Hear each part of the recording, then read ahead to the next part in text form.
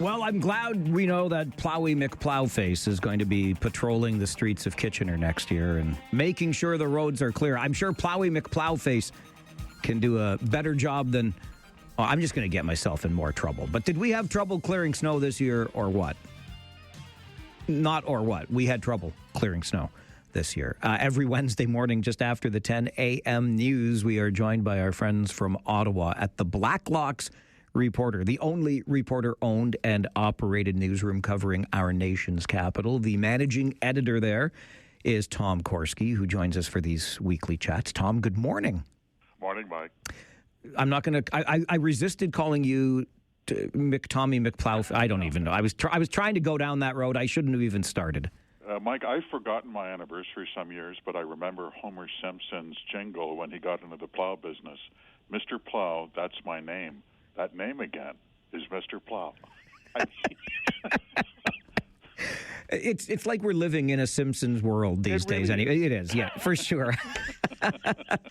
It is a volatile world. Boy, oh boy, I thought that this weekend when I got up on Saturday morning and instead of just enjoying a cup of coffee, I realized that there had been bombs falling on Iran. It turns out that our Minister of Natural Resources here in Canada sees some sort of silver lining in this war, Tom. I think the kids would call this low emotional IQ, Mike. Here's Minister Hodgson of Natural Resources saying, well, in his words, I quote him accurately, while the loss of life and the outbreak of war was distressing, that this could be really a great opportunity for Canada.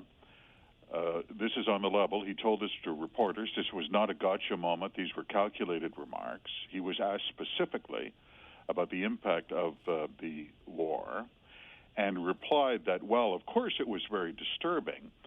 What it absolutely means for our position in the world is, as an energy and natural resources superpower, is we're even more important today, end of quote.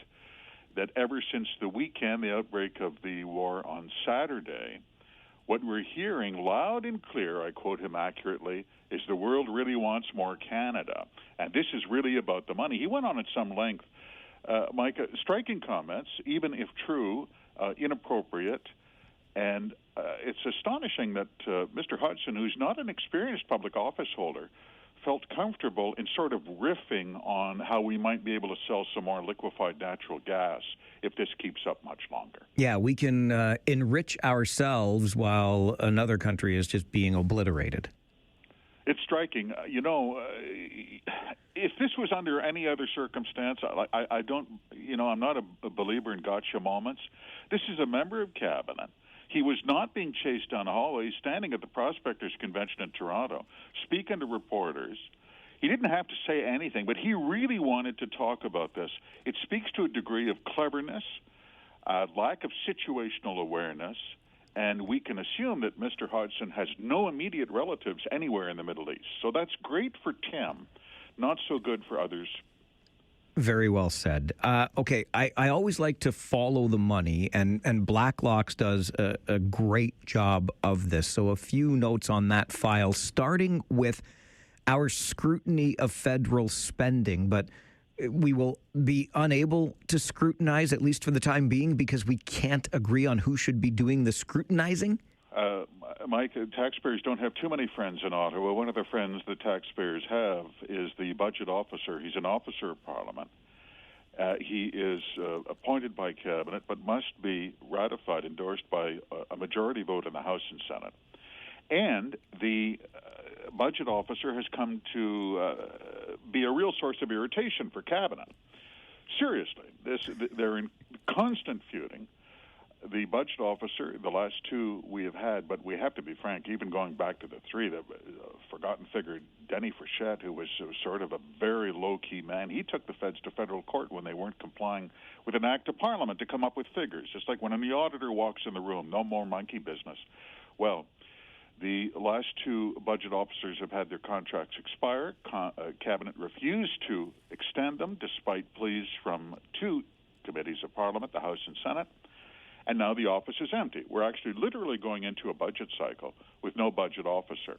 So you are left with the talking points and the news releases of people like Natural Resources Minister Tim Hodgson. Good luck.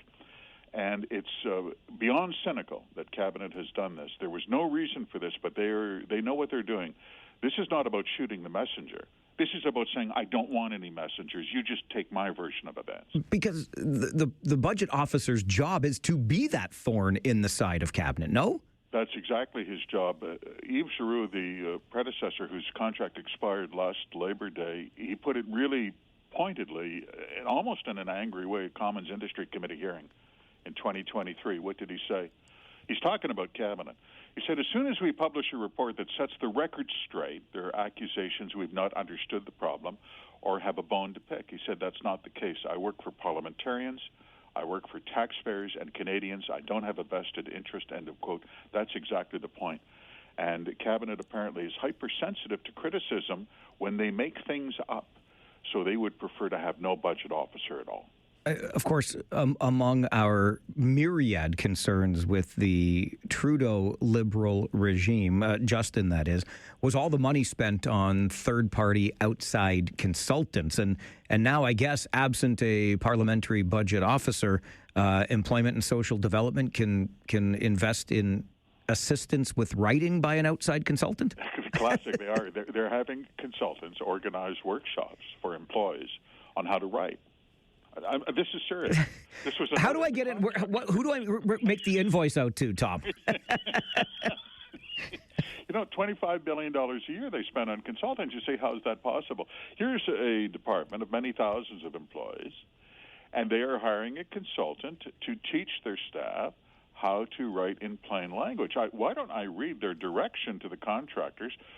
Tell us how to write clear and concise sentences, adopt proper tone and vocabulary, and follow grammar rules. You say, well, a lot of us covered that in high school, but I guess if somehow you drifted into the Department of Employment, Mike, by official estimate, this is their estimate, not mine. Shared Services Canada, the IT department, says the typical federal employee can email 25 to 100 times a day to each other, up to 100 times a day, more than a tenth top 100 emails a day.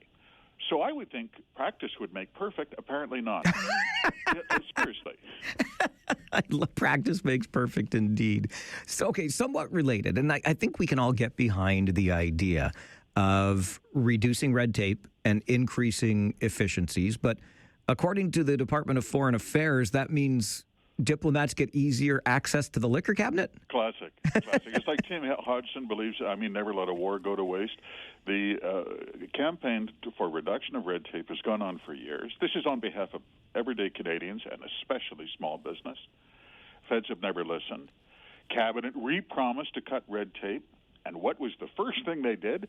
They cut the rules that required diplomats working for Canada abroad to report lost, air quotes, lost liquor. From I used to report that to my parents too, Tom. They didn't buy it. Exactly. No, that's the red tape they went after. Thousands of dollars of liquor lost, air quotes, lost from embassies every year. And they've said you don't have to file those reports anymore. Hilariously, in an access to information memo, they said this was about improving efficiency for Canadian diplomats. And how? It's so much easier now to reach for this bottle of Crown. It's great. All right, one more before. Liquor cabinet rules, they're killer. They're the worst. Killer. They hide the key sometimes, Tom. Like, what are we doing? One more before I let you go. We're about a year into this Carney-led Liberal government. So from that last election, what have we learned through Elections Canada and its data about last year's federal election in terms of who voted and the demographic makeup, et cetera? That is the point, isn't it, Mike? Elections are decided by people who actually vote, and these figures have been highly sought, just released by Elections Canada, as you mentioned. Took them almost a year to compile this. Voter turnout by age. The heaviest turnout, almost 78%, was by women over 65. The lowest turnout by men under 24, 53%. People who vote decide elections. If you don't vote, you don't get to decide.